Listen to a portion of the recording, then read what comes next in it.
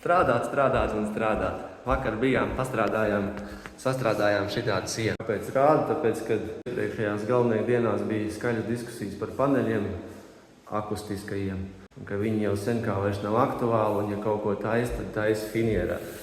Šitā izskatās finierēts ozols, beicēts lakots kā akcentu siena, guļamistabā gals tāds gultē būs.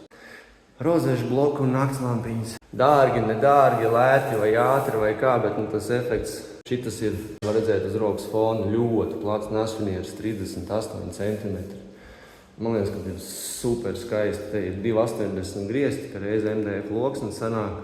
Izdalam vienādās daļās, sākās ar veselu, beidzās ar veselu, plus tur kaut ko piekopēt maz virsmē. Tas ir, man liekas, skaistā gaumas lieta. Vakar uzlikām šiļo, šodien esam apakaļ, un vēl jānobeidz ir kailīsts, tur ne. Tā kā akal jāuzražo, un kaut kā tā, un šeit un bišķo lejā pietrūk. Pagaidām akal ražojam, visiem veiksmīgi!